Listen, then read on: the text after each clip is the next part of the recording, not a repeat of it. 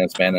All right, I think we're live. Yeah, we're live. We are officially live. And I'm bringing to you today, folks, Michael Ray, the smile guy, as he says there. You're not kidding. If you're on LinkedIn, you you know Michael because you've seen him. Right. Because he makes people's day every day. Shows up at their work and bringing smiles to everybody. I mean, I personally don't really know Michael at all, and I said I got to reach out because I feel like I know Michael from everything he's been doing, and just bringing so much happiness to people. I really felt that more people needed to know who you were and what you're doing, because I mean, like I said, I'm part of the Optimist Club here, and we're all about being happy and being positive, and you really bringing it. And then I found out that we kind of have a connection in a way. You used to be in the mortgage business. Like I said, you used to be in the dark side for a little bit. There was dark at times. so, and now you're doing this and you're just taking off with it. And so I wanted to let you just introduce yourself to everybody and kind of tell them how you got started and what you do. Yeah, so my organization's called Smile Project Louisville. Never thinking that 2.5 years ago that just really setting on a course of one guy trying to create change. But sometimes, things can, as I often say and laugh about now, things can get much bigger than you expect if you choose to put the work in it. And the beauty of social media, and again, as you said, LinkedIn, it's resonated well beyond, even though it says Smile Project Louisville, it's resonated well beyond the city of Louisville. It's national. It's truly a global movement now, really just to inspire and impact the lives of others through the simplicity of smiling. I've kind of taken it a step further in my movement or mission, in which I integrated doing random acts of kindness a little bit more than a year ago. And I guess for me at the time when I did that, it was, well, if I'm going to make people smile, well, why are we not doing it through a random act of kindness, with a stranger? So for people obviously who don't know, I have 4 kids, but I have one very unique and special kid that has taught me a lot in life, and really was the foundation or the epiphany at the start of this movement. And that's my daughter, Maddie. She's 21. She has Down syndrome. Now, look, there are a lot of people running around the world with Down syndrome, giving off love. But what makes Maddie so unique in her case is that she's primarily nonverbal. So when I say primarily, she says very, very few words. And when I say very few, you might be able to count them on one hand. Okay. And the other handful of words she says they're just inaudible. You can't make them out. So for me, in the relationship that I built with my daughter, was built primarily off of the communication of nonverbal speaking. So I often say, as parents, we take for granted, we really do take for granted the 3 simple words we always hear from our children is, I love you. But when you never have heard that, my affirmation always came through her smiling. So, we would be playful a lot. I'm like, do you love daddy? And again, it would be that infectious and overwhelming affirmation of a smile. So I felt that. And then as I went through the turmoil and challenges, whether it was, the mortgage industry falling apart, the death of a son, my career, it's a litany of things, but yet the constant thing that was always there was her love, and her love through a smile. So it really was taking that and then just intersecting with a total stranger, in which, and I tell people, and this is the beauty of how what we can share with people as it relates to smiles and kindness, and that is, we never know what someone else is carrying in their head and in their heart on a daily basis as we navigate our lives. And if you think about it, a lot of times, if you're out running errands and doing things on a daily basis, I mean, we intersect with so many strangers, we truly don't realize it. So for me, roughly 2.5 years ago, It was when I left the office, knowing that I was on the doorstep of losing my job. I found myself in my mind in that morning going, you're 48. What the hell are you going to do with the rest of your life? So, as you're processing those emotions and challenges in life, I left to go get chili at Wendy's. It was just part of a morning routine. It was early March. It was cold. I was like, man, I just want some chili. But yet again, it was the drive-through girl at Wendy's in that very short interaction that I felt touch my heart. And again, 30 seconds. I mean, it's handing the money, it's getting chilly, but I found myself laughing and smiling, so much to the point that literally, Joe, I had to pull over after, I got my chili and pulled away to process what just happened. And look, I'm not here to preach faith to anybody, but I am a Christian, and I tell people, if you choose to allow, God talks to us all the time. It's just whether or not we're listening. And I had a God moment in which I do feel like in that moment he was talking to me. I was listening. I openly wept, and I'm like, what the hell are you trying to tell me here? But in the moment, it meant enough to get out of the car and actually go back to Chantrell and say thank you.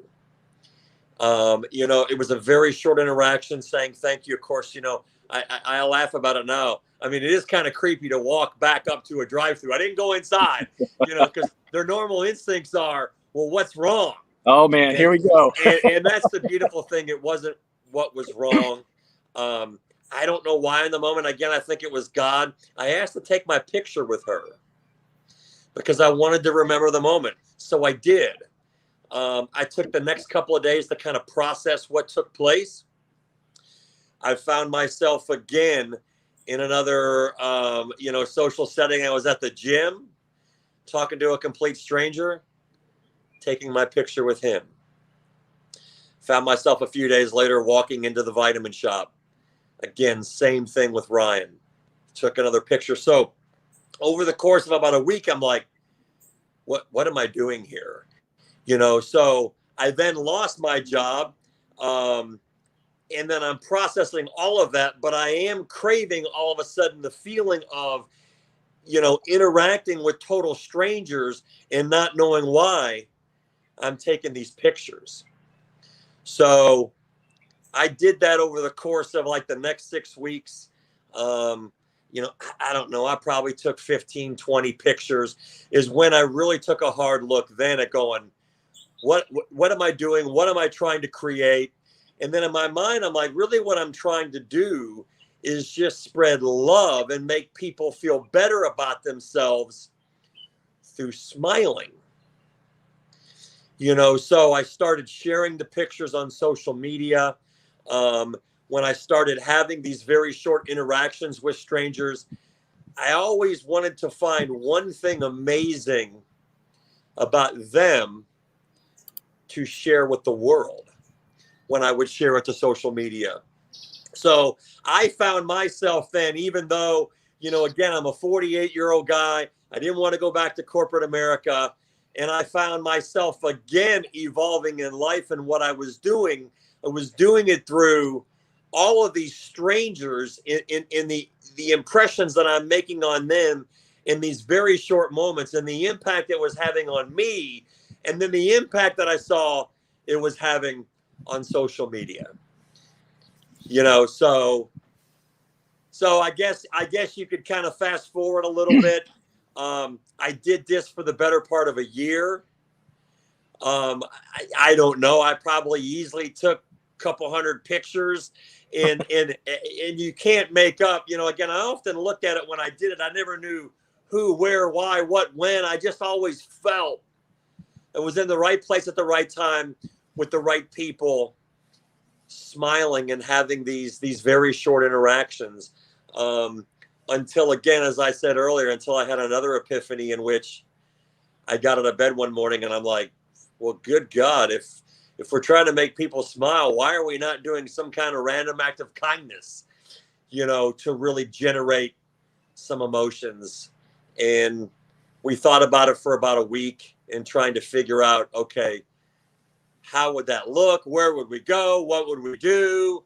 When doing it. And, it was no different in that setting than which, when I would first set out, these things were very intentional, on some level. Yeah. Until they become natural.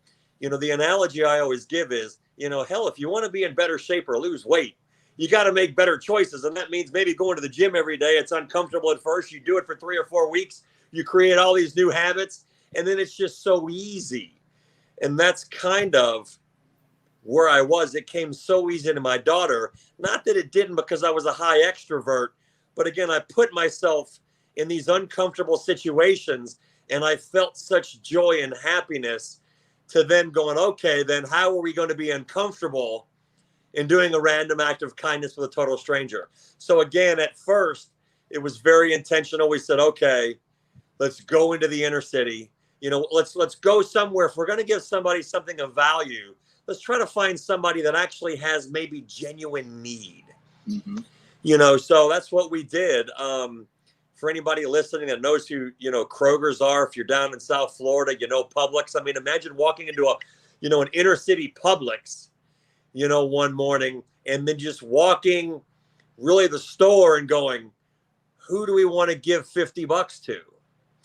And we found ourselves, we saw 2 single mothers that had kids, but then we were conflicted because it was like, we only got $50. Who deserves it more than the other, in this situation? We're like, all right, God, speak to us again, baby. We need some help here, so, but we look, in the moment, you don't know. And I'll get to the affirmation in a minute, but again, we went down, we did it. Of course, we chose to video it, just like I had done pictures. We shared it with the world, and, the response. And I had no presence on LinkedIn. The first few months that I was doing these videos, I wasn't sharing them, on LinkedIn. I didn't think LinkedIn was a platform. I was growing my community and audience, on Facebook. But just to step back, we got amazing reaction. You see and feel the emotions in the moment with the mother. But what happens at times when we've done these, Joe, is 3 weeks later, I got a message from the mom, and just opening up about the impact of what that meant to her. She first off apologized for taking so long to really truly thank me, but and I'm paraphrasing, she said it was as if God delivered an angel. We were living house to house, and sometimes never knowing where money was coming from to eat, and there you were. So of course that didn't stop us there. We started to go in different places, and again, intentionally within the inner city. We never knew who we were going to do. We just felt like in the moment we would find the right person to bless. We videoed it. We shared it to social media, to the point as we did that maybe over the course of 6 to 8 weeks. I don't know. We did maybe 8 to 10 of them. And then all of a sudden people started reaching out and going, well, how do you know where to go? What if I gave you a name of somebody that's battling cancer or lost their job, that was going through challenges in life, but yet somehow they were maintaining a level of positivity, and they just needed to feel love and someone bring them a smile. And then we were like, wow, how amazing now that somebody wants to tell us about and I'll keep it real, telling us about a 28-year-old teacher who's battling stage 3 colon cancer, but showing up to work every day because the lives of those 9 and 10-year-old kids in her class meant everything to her. And even though she was struggling, that's where she found such joy and happiness in her life, even though she was battling for her life. Yeah. So that's kind of where, last fall took off with really, on some level. It's not that I have stopped taking pictures. I don't take near as many, but I find myself now, in the community, hearing back from people who need to feel loved. Yeah. And then again, sharing that, with the world, no matter what their circumstances are. So, and then, as at times as challenging people's lives are, they're then the people that are not dying, that don't have financial struggles, that have created, so many smiles for so many others. That's, we got the first one that reached out to us. It was around the first of the year. And it was like, oh, wow. Yeah, maybe these people need to feel appreciated too. Figuring out how we incorporate them into sharing, their story, with the world. So when you say you're a part of the Optimist Club, I'm going to share a story with you that I actually only learned recently. Because the one thing that I started to say, and a lot of times when I go and do these things, it's a feeling of I'm shooting a 2-minute reality show. Nothing scripted. They have no idea we're showing up. I don't know what I'm going to say. I just put myself in the moment, and it hit me last fall, when people are going through such challenges in life, that we smile and make others smile, because life is hard. Yeah. It's not easy. And then I'm finding these people that through such adversity, they're so positive and smiling. And it literally took about a month or so ago, I was on a Zoom call and somebody shared the story with me. And I actually, when I heard it, I started crying, because it resonated with what I've been telling people for about a year. And that is the company Life is Good. And I'm not a spokesperson. and of course, when I heard, I'm like, yeah, I know who they are. And he goes, well, do you know what they're all about? And I'm like, they sell a lot of T-shirts. I see them on the back of Jeeps, over the tire. I'm like, life is really cool. They have these stick figures. They sell all this stuff. And they're like, well, yeah, they do all that. But you really know the messaging and mission statement behind the company? And I was like, I actually don't. No. So it was a company, for anybody, you or anybody in your audience who doesn't know, it was a company founded because of optimism. And there were a couple of dudes that were working at a company. It felt like it was toxic. They left to form this company to start a movement of optimism.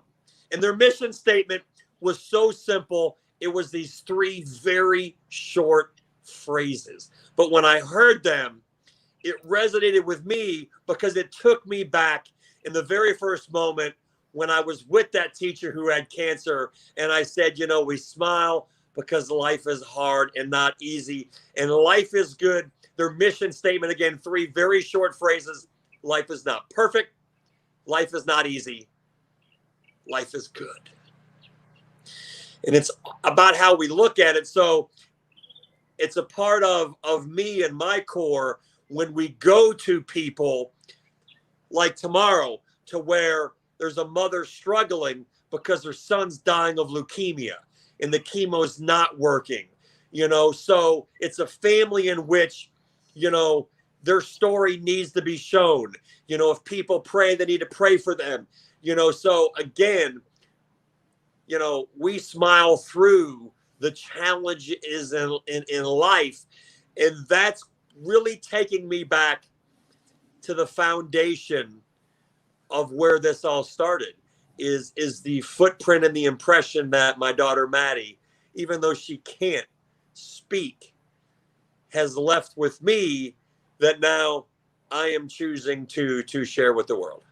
Yeah, and she speaks with that smile. I mean, I'm telling you, she does. I mean, I see her, when I see, like I told you earlier, I see her lights you up. She lights you up. And so, yeah, she definitely gets her point across. She gets her point across. Again, I've been told obviously I rambled on there. I'm a man of many words, but yet she gets it across with really out having to say anything, because you feel the love. I tell people, I feel that she wakes up and has this insane level of joy and happiness in her life, because she doesn't understand stress. You know, I laughed about it when we first had COVID. I looked at her and I was like, you have no clue, kid. You don't know what fear and anxiety and stress is all about. It's just like, wake up, be happy, hang with my family, and I'm good. I'm good.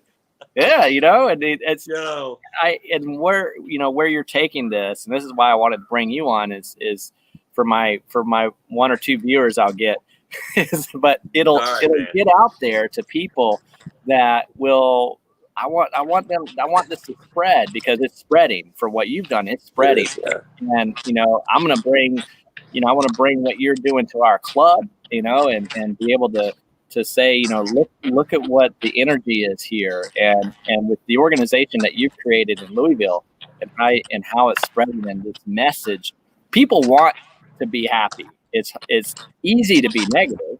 It's super easy to be negative. It's harder to be happy. You know it, man. It so is. Our brain is designed to protect us by being negative, and like what can happen, what can this, and so it's we're wired that way. So you have to train yourself a little bit to smile, and when you do that, just even in sales, if they smile when you're doing sales, because it sounds better, because you can hear a smile, you can see a smile, and it does so much. And even just a simple act of smiling just does so much. We were at the drive-thru, just when you mentioned drive-thru, we had the drive-thru last night coming from baseball, and the lady was so super nice and saying hi to the kids and smiling at them. The kids were super happy. I was I was tired, but it pumped me right back up. I was like, oh, this is great, And you know what, Joe? And that's what I tell people, again, where I take you back basically to the start of my story, is that we go through these things just about anywhere and everywhere in our everyday lives, and we just don't realize it. So when you're at that drive-through, you don't know who's on the other side of the speaker. You don't know who the person's who's handing you your burgers or your chicken, and what they're going through, in life. They may be working multiple jobs, somebody may be home, again, it's a litany of things in life. So again, how we really handle ourselves in those simple moments, can change their morning, can change their day. And then if there's a series of those, can really leave a footprint to change their life. It can, and you're making huge impacts. I mean, I was on your website. I've seen people have interviewed you. News channels have picked this up. I mean, they're going, and it's because so many people they're like, I need this, and they're very happy to see someone like yourself who has made it a mission and dedicated their life to it now, to just get out there and make this happen for people. And let me someone to come to you. Yeah. And you know what? Let me really make this valuable point in that. Look, a lot of times we give away $50 or $100, but that's probably 1% of what I do, because it's all of those things, that are not videoed, that are not related to money and things of value, is really, as you said, going through the drive-through, is the simplicity of how we act towards strangers is what makes the difference in their life, in our life.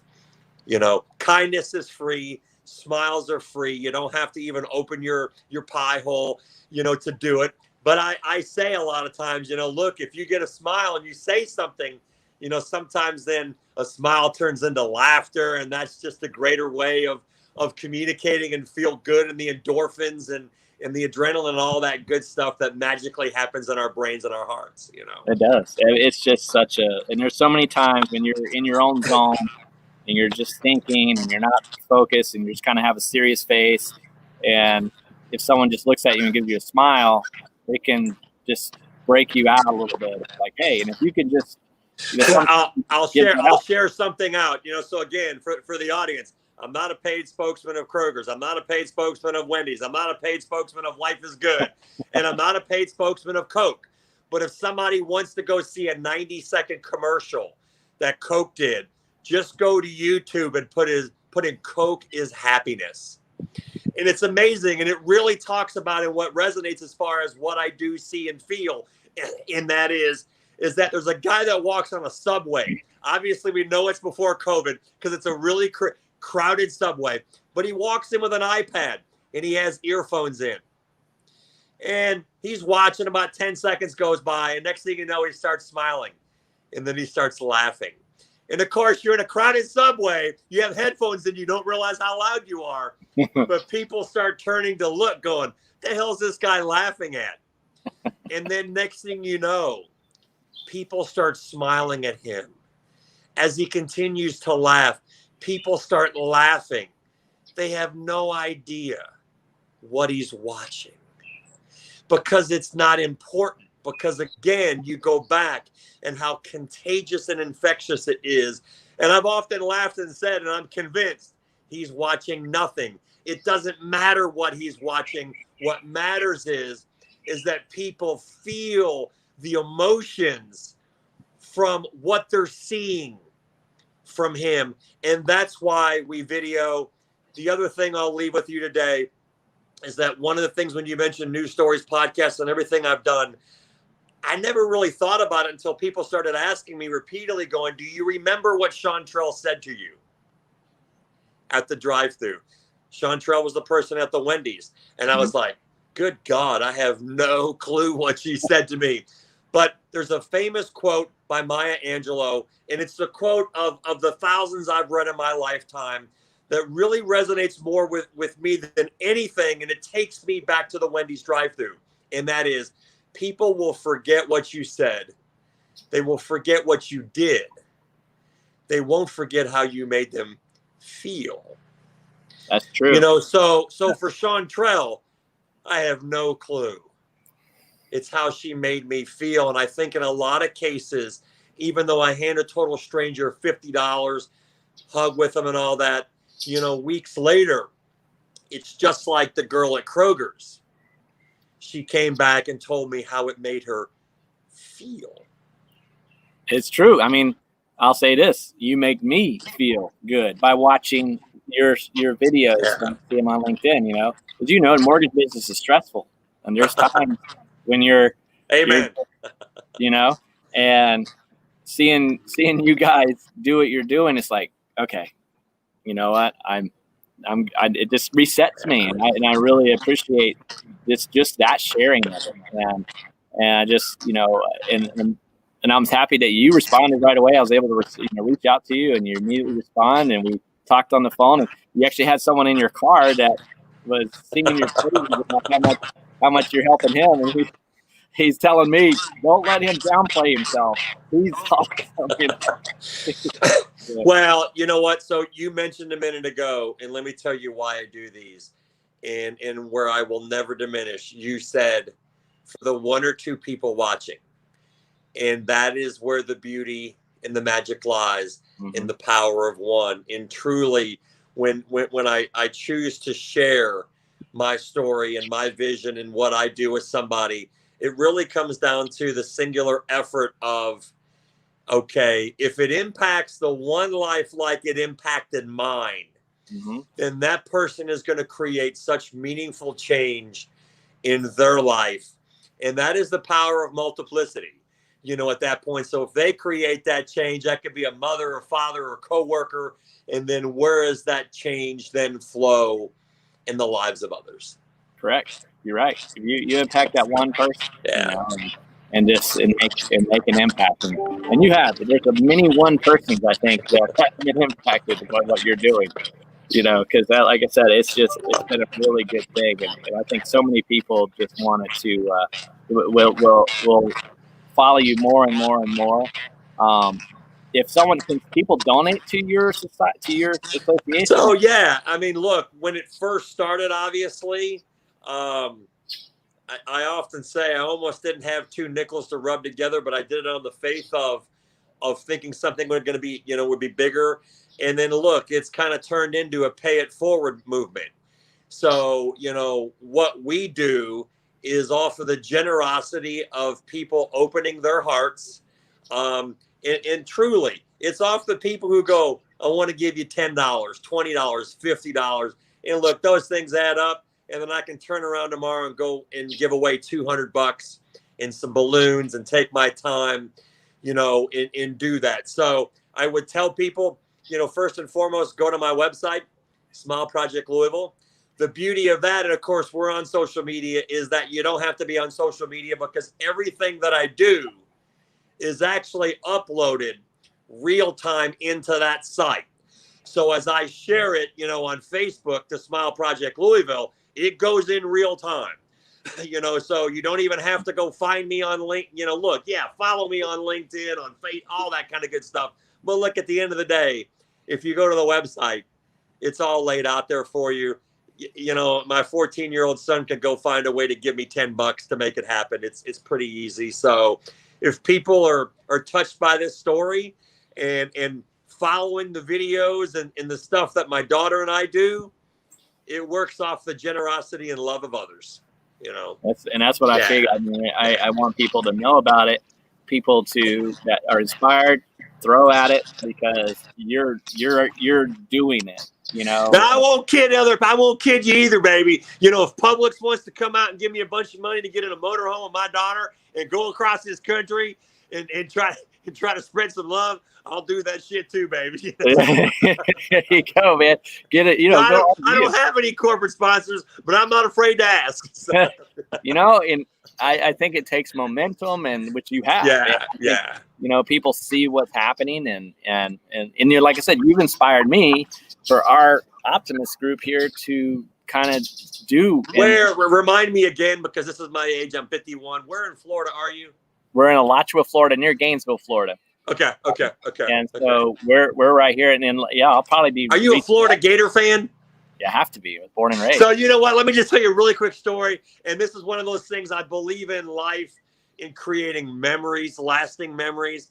And a couple of years ago, we went on spring break down to like the Melbourne Cocoa Beach area. But as we were coming back, my 14, he's now 14, I guess he would have been 12. He goes, Dad, University of Florida Stadium's not far off the exit.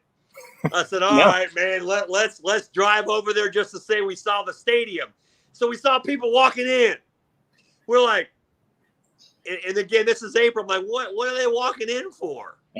So we're like, all right, now we got to park the car, because now we can say we've been in the stadium. And then next thing I know, they were allowing people on the field. Oh, yeah. So we found ourselves, and of course, my son's kicking off his flip-flops. He's running around the grass, and we're running around, and he's acting like he's running routes. So I just wanted to share with anybody down there, we've actually been in the swamp, on the field. It's something, as I say, as we create memories in life. We'll be talking about that when my son's 45 and I'm 75, going, Dad, you remember the time? I'm like, I do. Yeah, I do. Yeah, and you don't forget being on the field. No, man. So when you say, that's your backyard, if there's any Gator fans out there, we're not. We live in SEC country, but I'm a Louisville fan, so I'm ACC. But we respect and love that stadium. So that was a cool experience for us. So that's awesome, man. It's good. I mean, that's what it's there for. It's the swamp, and growing up here in it.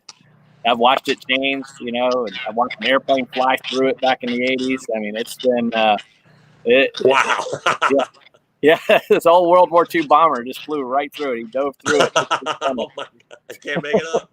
That was a crazy time, but yeah, it's a good place. We like it here, except for. So, of course, during the middle of summer, I'm starting to think I might need to go to Canada or Alaska or something, because it's hot. It's the swamp. It does get a little warm, but that's all right, man. You take those 2 or 3 months to be able to have, obviously, the rest of the year when all of a sudden they're saying here in Louisville that in about 7-8 days, we could have some nights dipping into the low 40s. Ooh, that's so when that fall comes, it gets a little nipply outside. So that's the hard winter. It is getting. I was like, I'm not ready for that. Yeah, I think what we're gonna, I'm probably reach back to you a little bit is on the Optimist side. We're probably gonna try to have you have influence on us down here and well, and you know what, I actually, and that's where I think some of the direction and things that I'm doing. I spoke last week to Princeton Rotary Club in New Jersey. Early on in my efforts here, I was speaking to a few different teacher groups. I spoke to a Chamber of Commerce here locally. So that's in COVID. I think there would have been a lot more you know, the free world was trying to figure a lot of that out, you know. Yeah. So you know, look, if it goes that direction, I often say I'd be blessed to be involved in some small part to do what I do. So Yeah, no, I love it. I love it. And, but yeah, I just felt everyone needed to see you. They needed to hear your story. And I encourage them all, go to your website, check it out. It's on LinkedIn. You've probably already seen you. And just, you know, follow what you do. And everybody, smile today. I mean, we're bringing smiles to you right now. And you know what? I want to leave people with one thing. I have basically two different statements that I use with everything, and I only share one with you. But it goes back to really everything that I've been saying, and that is you can be so happy that when someone else sees you, they become happy too. And that starts with a smile. It does. You're absolutely right. I mean, it's right on. You're bringing it there. And, it's that simple. And we got people commenting here.